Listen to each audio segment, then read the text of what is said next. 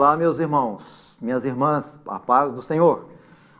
Estamos dando início à segunda aula nossa do seminário A Reconquista. E eu queria começar falando agora um pouquinho sobre a igreja brasileira, a nossa realidade que nós vivemos, né? E eu queria mostrar para vocês um gráfico, né? Um gráfico que nos mostra para nós, nos dá a condição de entendermos o momento que nós estamos vivendo hoje. Nós temos aqui na nossa tela esse desenho aqui, este gráfico, né? Bem ali no início, vocês podem ver, ali, temos ali a data de 1500, estão vendo ali? Então, o que aconteceu aqui no nosso Brasil em 1500? Nosso país foi descoberto. Quando os portugueses vieram para cá, eles trouxeram para nós o que eles tinham, né? E qual era a religião deles? Era o catolicismo. Então veio para nós toda a doutrina católica, com os santos, com as imagens. Então foi o que nós recebemos. Não demorou muito, chegaram também já os africanos, né, que foram trazidos como escravos, e a maioria deles naquele tempo eram adeptos da Umbanda, do Espiritismo. Então, o que prevaleceu no Brasil de 1500 a 1900, praticamente foi o sincretismo religioso. É claro que o evangelho foi pregado algumas vezes, mas muito pouco, muito pouco. Nós não tivemos grandes resultados. Depois destes 400 anos que passaram, então nós vamos chegar já ali em 1900, né? Então nós sabemos que houve um crescimento. O evangelho então começou a crescer, pessoas se convertendo, mas ainda foi um crescimento lento, estilo tartaruga, aquele crescimento que parece que não anda, né? E esse crescimento lento, ele foi de 1900 até aproximadamente 1960, até o finalzinho de 1960. Então nós chegamos na década de 70. A partir da década de 70, irmãos, então começou a acontecer algo maravilhoso. Iniciou um grande avivamento, podemos dizer assim, de conversões. Muitas pessoas se convertendo, aceitando Jesus, muitas igrejas surgindo, sendo implantadas, o evangelho crescendo, missionários chegando.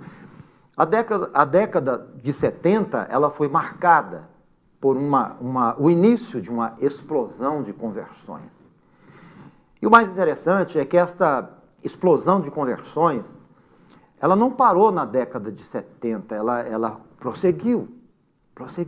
Ela alcançou a década de 80, a década de 90, ela alcançou, chegou no ano 2000, ela continuou, já estamos em 2018, essa explosão de conversões continua até hoje. Temos, sim, milhares de pessoas se convertendo em todo o território brasileiro. Mas o grande problema é que, junto com esta explosão de conversões, apareceu também uma outra explosão, que é a explosão de apostasias. A explosão de apostasias. O que é isso? Pessoas que chegaram até nossas igrejas, aceitaram Jesus, se declararam crentes, disseram, olha, agora vamos servir a Deus, mas aí, com o passar do tempo, muitos destes desistiram da fé, saíram da igreja, abandonaram Jesus, retornaram ao pecado. Então, durante todo este tempo, essas duas coisas têm acontecido ao mesmo tempo. Nós temos milhares e milhares de pessoas aceitando Jesus, mas ao mesmo tempo, milhares e milhares de pessoas saindo das nossas igrejas evangélicas. E talvez a gente pergunte, mas por que tanta gente sai? Por que tanta gente sai? Existem motivos, existem razões. É claro que nós não podemos generalizar e apresentar um único motivo, porque existem vários motivos, né? Mas podemos sim perguntar o que nós, como igreja, temos feito de errado. Porque nós, a igreja, quando eu digo nós, a igreja, eu me refiro a todas as igrejas de Jesus, todas as igrejas evangélicas. Nós temos a responsabilidade com aqueles que chegam. Então, infelizmente, irmãos, o que aconteceu nessas décadas foi que nós gastamos mais tempo dizendo que Jesus salva, que Jesus perdoa, que Jesus cura. E não foi errado, deveríamos ter pregado e deveríamos ter feito isto melhor, ter pregado com mais intensidade, mais vezes. Então não foi em vão anunciar o Evangelho de Jesus, anunciar a salvação. Mas o grande problema é que nós não, na maioria das vezes, nós não cuidamos daqueles que se converteram. Então, isso trouxe para nós uma consequência. Hoje temos muitas pessoas que se afastaram de Jesus. Nós vivemos hoje um tempo diferente de todos os outros. Nunca houve na história do Brasil, na história da Igreja do Brasil, um tempo como este, em que exista tanta gente que se afastou do Senhor, que saiu da igreja. Se eu falar assim, se você chegar na sua igreja, né, e falar para a sua igreja, irmãos, vamos gastar agora, no período da manhã, 1 hora para evangelizar. E então cada irmão vai sair agora da igreja pelo tempo de 1 hora. E cada irmão ou cada irmã vai escolher 10 pessoas que vocês não conhecem, 10 pessoas que vocês nunca viram. E então vocês vão se aproximar dessas pessoas e falar de Jesus para eles, falar da salvação, do Evangelho de Jesus. Então vamos fazer isso sim, se todos os irmãos saírem. 1 hora passou e agora eles vão retornar. Sabe o que vai acontecer? Se perguntarmos para estes irmãos, quais foram as pessoas que você evangelizou, como foi o evangelismo? Com certeza, a maioria deles vão dizer assim, olha, dos 10 que eu visitei, que eu falei de Jesus, mais da metade, já conheceram Jesus um dia. Alguns disseram, eu já fui crente, eu já fui servo de Deus, eu já congreguei, eu fui da Igreja Batista, eu fui da Igreja Assembleia de Deus, eu fui da Igreja Quadrangular. Eles vão ter uma história para contar, um tempo que eles estiveram na igreja, mas hoje não estão mais. Hoje estão perdidos, voltaram para o pecado, desistiram de Jesus, estão lá, longe, distantes do Senhor Jesus. Então, meus queridos irmãos, eu queria que vocês continuassem olhando junto comigo mais alguns desenhos que eu quero apresentar para vocês nessa noite. Aqui nós temos este desenho, nós temos ali a imagem de uma igreja. Então ali vocês podem ver que ali nós temos uma igreja de 100 membros. Igreja de 100 membros. Vamos dizer que essa igreja tenha já 10 anos de existência. Não estou falando de uma igreja que começou hoje, estou falando de uma igreja que tenha 10 anos de existência. Essa igreja, infelizmente, ela tem aproximadamente o dobro de pessoas do lado de fora. Então, se ela tem 100 membros, ela tem aproximadamente 200 pessoas que saíram dela. 200 pessoas, aproximadamente o dobro. Vamos falar de uma igreja maior? Se nós temos aqui, então, uma igreja de 400 membros. Meus queridos irmãos, se essa igreja de 400 membros, ela possui aproximadamente 10 anos de existência ou mais, com certeza, ela tem aproximadamente 800 pessoas que saíram dela. Então, essa é a nossa realidade hoje. temos o dobro do lado de fora. O dobro do lado de fora. Mas outra estatística que eu queria compartilhar também é que destes que saíram, destes que se desviaram, aproximadamente 70% deles nunca receberam uma única visita depois que saíram. Eles foram simplesmente abandonados, deixados de lado, esquecidos e substituídos por outros que chegaram e ocuparam seus lugares. São irmãos nossos que nunca mais foram procurados pelos membros da igreja onde eles congregavam. Mas ainda, eu queria compartilhar uma outra verdade. Nós temos aproximadamente entre 30% a 40% de irmãos que se desviaram, mas que foram visitados. Receberam uma ou duas ou três visitas depois que eles abandonaram a igreja. Alguém da igreja se lembrou e foi. Mas o grande problema é que boa parte dessas visitas, eu não estou dizendo todas, eu estou dizendo boa parte dessas visitas foram visitas erradas. Irmãos que chegaram para acusar, para condenar, para citar versículos da Bíblia e traduzi-los de uma maneira errada, chegaram dizendo assim: olha, a palavra de Deus diz que você é a porca que voltou para a lama, você é o cão que voltou para o vômito. Irmãos que não chegaram nem com compaixão e nem com misericórdia, e chegaram como juízes, acusadores. Então, irmãos, infelizmente, esta é a realidade que nós estamos vivendo. Talvez alguém pergunte assim: por que nós temos tanta gente por aí que desistiu da igreja, desistiu de Jesus? Por quê? E por que eles não retornam para Jesus? Por que eles não voltam se eles conhecem? O grande problema, irmãos, é que nós, a igreja, nós precisamos de perguntar para nós também, precisamos também fazer uma pergunta para nós, e precisamos perguntar o que nós, a igreja, temos feito para alcançarmos esses irmãos novamente, para irmos até eles, para trazê-los de volta para Jesus. Porque quando nós agimos com indiferença, nós estamos agindo sem amor, sem compaixão, estamos desistindo dessas pessoas.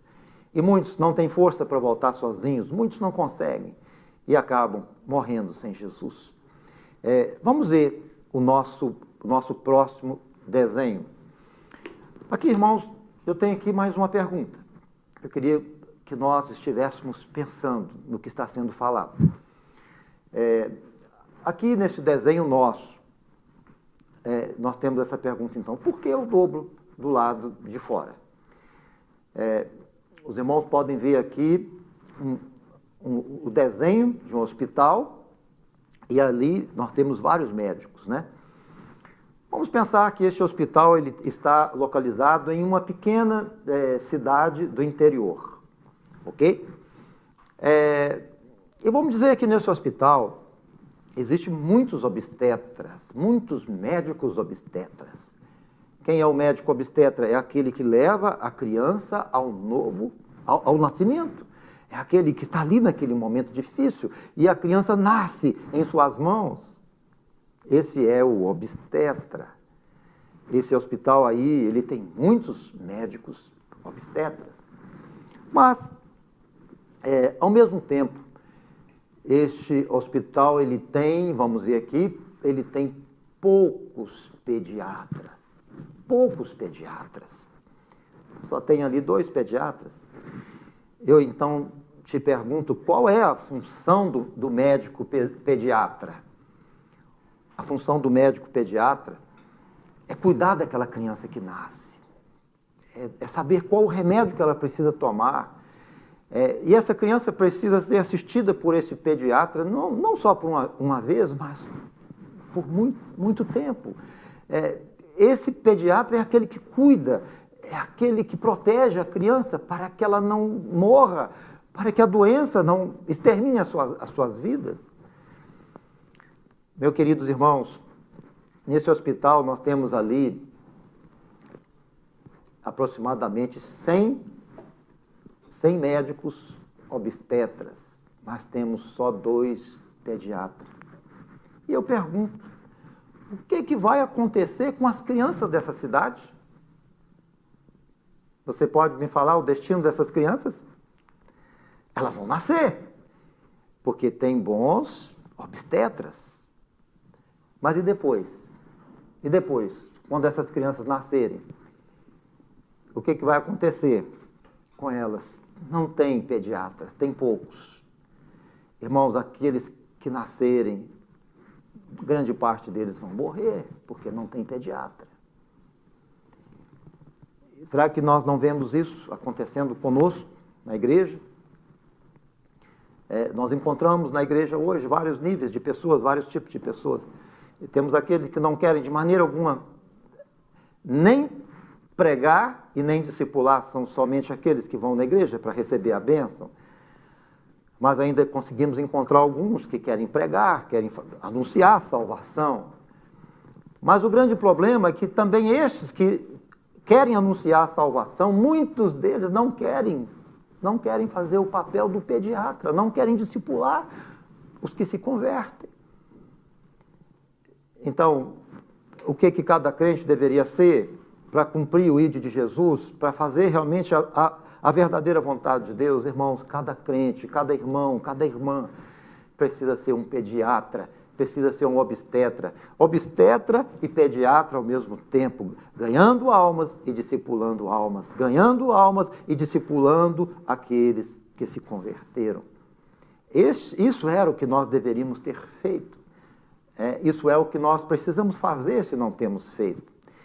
E sabemos então que a consequência da omissão, muitos que nascem, muitos destes pecadores que foram evangelizados e nasceram de novo em nossas igrejas, nasceram de novo aceitando Jesus, se tornaram crianças espirituais. Ao chegar na igreja, não encontraram amigos, não encontraram discipuladores e acabaram morrendo dentro da própria igreja.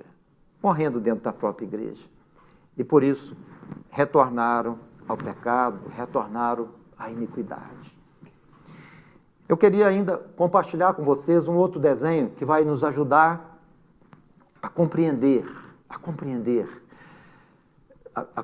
melhor o projeto da reconciliação. Eu quero apresentar para você agora este desenho. Aqui nós temos uma caixa d'água, vocês estão vendo? A caixa d'água está aqui, ó. E essa caixa d'água ela está cheia. A caixa d'água está cheia. Vocês podem notar também, por favor, olhem para o desenho. Queria que você desse prioridade para o desenho agora. Vocês podem notar também que a caixa d'água está cheia, transbordando.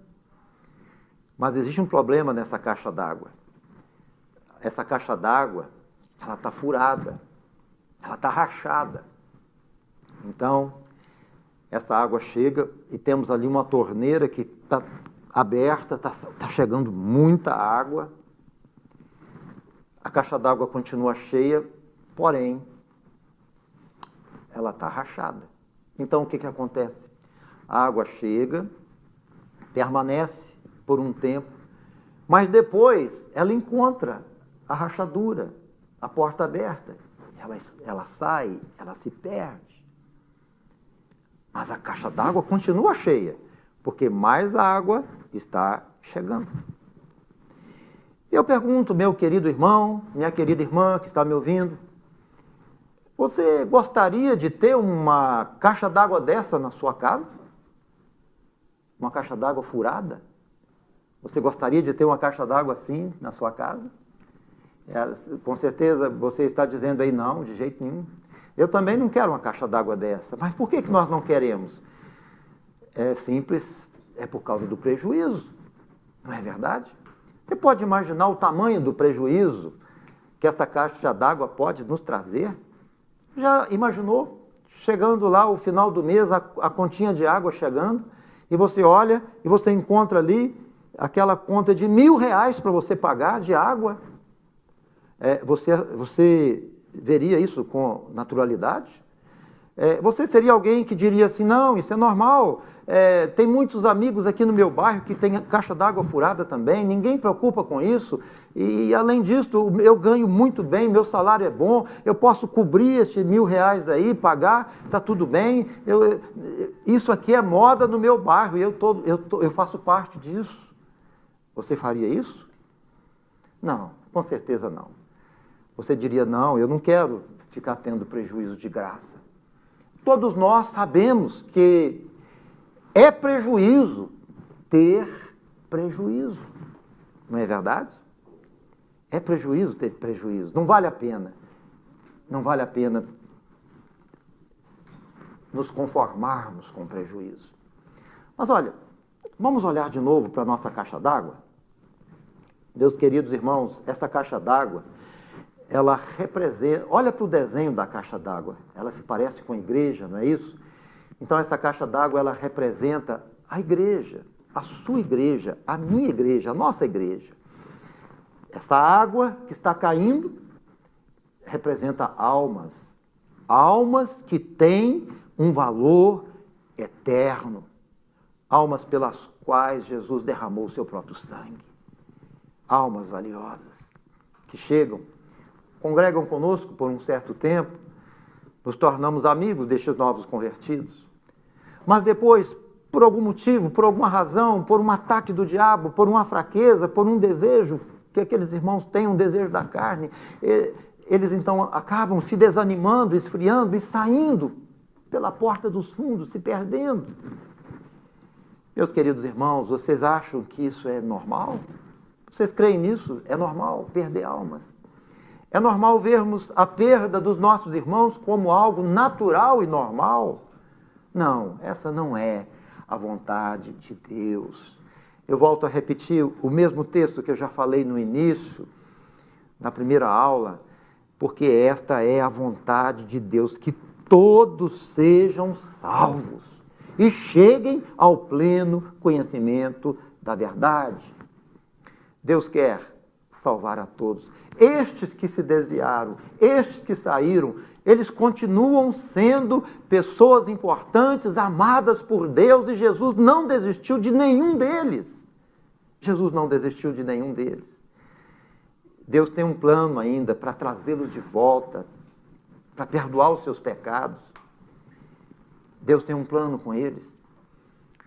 Mas, meus queridos irmãos, eu queria compartilhar com vocês agora mais alguma coisa importante.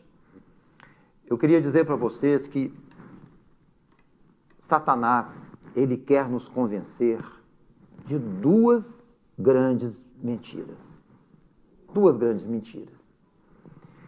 Se você acreditar nessas duas mentiras, com certeza você não vai se importar com estes irmãos que se perderam. Você não vai ter nenhum projeto para ele, você não vai orar por eles, você vai simplesmente aceitar que eles vão para o inferno. Se você crê nessas duas mentiras. A primeira mentira é esta. O diabo quer que você, ele quer que você acredite nisso. É normal termos prejuízo de almas. O diabo quer que você acredite nisso. Que é normal. É algo assim. Essas pessoas que saíram, não tem problema. Não tem. Eles saíram, Deus está mandando outros. Lembra da caixa d'água? Está perdendo, mas está chegando mais, né? Não tem problema. A nossa igreja, um ano atrás, ela tinha 100 membros. Agora ela já tem 150 membros. Então, estes que saíram não importa. O importante é que nós estamos crescendo. É assim que muitos pensam. Outro dia, eu ouvi em Minas Gerais um crente, um irmão, dizendo assim, ó, igreja é igual biscoito. Sai um, Deus manda 8. Então, o que ele está dizendo? Não importa se alguns estão saindo, Deus está mandando mais. Não é isso que a gente escuta? O diabo quer que nós acreditemos que é normal termos prejuízo de almas. Se você acredita nisso, então você está acreditando em uma das maiores mentiras que foram introduzidas no meio evangélico. Mas ainda existe uma segunda mentira que o diabo quer que a igreja acredite nela. E a segunda mentira é esta: nós não temos nenhuma responsabilidade para pregar para estes que se desviaram. Nós não precisamos mais pregar. Por que nós não precisamos mais pregar para ele? Por que nós não precisamos visitá-los? Por que nós não precisamos procurá-los? Então nós respondemos para nós mesmos, dizemos assim: eles já conhecem a verdade, eles já tiveram uma oportunidade, já estiveram conosco, já cantaram conosco, já até pregaram conosco. Então nós não precisamos mais pregar para eles, porque eles já conhecem esta verdade. E alguns dizem assim: a salvação ela é individual. Então eu cuido de mim, eu preciso cuidar de mim. Agora, se ele não está cuidando dele, o problema é dele. O problema é dele. Eu não preciso me importar com estes que saíram, porque eles já foram evangelizados. Você já ouviu pessoas dizendo assim: eu não prego para desviado, não, ele já conhece a palavra, deixa ele para lá. São duas mentiras, queridos irmãos, que Satanás quer que nós acreditemos nela. Se você acreditar, se o seu pastor acreditar, se a sua igreja acreditar nessas duas mentiras, o ministério da reconciliação, ele não vai funcionar na sua igreja. E aqueles que se perderam não serão trazidos de volta. Agora, como que estas mentiras foram introduzidas no nosso meio? Né? Como que elas foram introduzidas? De uma maneira sutil, com religiosidade, com aparência teológica. Queridos irmãos, quando nós agimos assim, nós estamos vivendo uma teologia totalmente diferente da teologia de Jesus, porque a maior mensagem de Jesus é o amor, é a compaixão, é a misericórdia. Quando nós desistimos de um irmão, quando nós excluímos este irmão, essa irmã do nosso coração, nós estamos então aceitando que eles morram e vão para o inferno. Uma das maiores mensagens de Jesus, irmãos, ou melhor dizendo, a maior mensagem de Jesus é o amor. Por isso ele disse: amai-vos uns aos outros como eu vos amei. Será que nós temos amado o nosso irmão que se desviou, que se perdeu, como Jesus nos ama? Isso aí, irmãos, isso aí nós precisamos pensar. Como foi que Jesus nos amou? Qual é a intensidade do amor de Jesus? Como é que Jesus te ama? Em primeiro lugar, nós vemos Jesus, ele te amando tanto, e vendo você destinado ao inferno, porque é um pecador. E ele não aceitando que você vá para o inferno. Então o que ele faz? Ele se entrega, ele vem, ele obedece ao Pai, ele vem, ele derrama o seu sangue lá na cruz, ele morre por amor de você, por amor de mim, por amor de todos nós. Jesus doa a sua vida. Será que nós estamos amando o nosso irmão que se desviou como Jesus nos ama? Será que nós estamos indo até esse irmão, dispostos a gastarmos o nosso tempo? Outra coisa interessante, quando eu vejo essa palavra, amai-vos uns aos outros, como eu vos amei. Irmãos, esse amor de Jesus por nós, além de nos salvar, envolve também o perdão. E eu te pergunto, quantas vezes Jesus já te perdoou? Você já parou para pensar nisso? Se você pegar um caderno e falar assim: agora eu vou anotar aqui nesse caderno todas as vezes que Jesus me perdoou. E começa a pensar da sua época, quando você não o conhecia, depois quando você se converteu, quando você veio para a igreja. Será que você conseguiria anotar neste caderno todas as vezes que Jesus te perdoou? Com certeza não. Jesus te perdoou tantas vezes. Você lembra aquele dia que você pecou, você fez algo que ofendeu o coração de Deus, aí você perdeu a paz, perdeu a alegria. Mas aí você disse, eu vou orar. Você se aproximou de Deus e falou, Senhor, eu pequei contra ti, me perdoa. E o que Jesus fez? Quando ele viu um arrependimento sincero, verdadeiro, ele perdoou o seu pecado, ele curou a sua ferida, ele te abraçou, ele te deu uma nova oportunidade. Quantas e quantas vezes você não foi perdoado por Jesus durante a história da sua vida? Por que você está firme hoje? É porque Jesus tem te sustentado, tem te perdoado. Mas eu te pergunto, meu irmão, meu amigo, meu colega pastor, meu irmão, minha irmã da igreja, será que nós temos perdoado os nossos irmãos que se desviaram como Jesus nos perdoa? Será que nós temos perdoado estes irmãos? Às vezes está tudo bem, a igreja está uma benção, mas aí um irmão, ele tem infelicidade de cair, de pecar. O que nós temos que fazer com este irmão que caiu e pecou? Nós temos que amar esse irmão mais ainda e fazer de tudo para poder segurar este irmão e trazê-lo de volta. Eu não estou dizendo que nós vamos aceitar o pecado dele, porque o pecado nos afasta de Deus, o pecado entristece o coração de Deus. O pecado ele tem que ser tratado com dureza, tem que ser rejeitado. Mas nós temos que amar o pecador e fazer de tudo para que o pecador abandone o seu pecado, estender a nossa mão, cuidar desse pecador. Muitos pensam assim, a pessoa que peca, então, será que ele não deve ser disciplinado? Talvez você está pensando isso. Eu não estou dizendo isso. É claro que quem pecou precisa sim receber uma disciplina. Mas essa disciplina, meus queridos irmãos, não pode ser uma disciplina para matar, para destruir. Precisa ser uma disciplina para curar, para restaurar, para reviver, como choques de amor. Quando tem uma pessoa que está à beira da morte, então ela recebe o choque, tem que ser choques de amor para trazer essa pessoa de volta ao caminho da santidade. Sim, meus amados irmãos, se o diabo conseguir nos convencer sobre essas duas mentiras, nos fazer acreditar nelas, nós não seremos pessoas complacentes.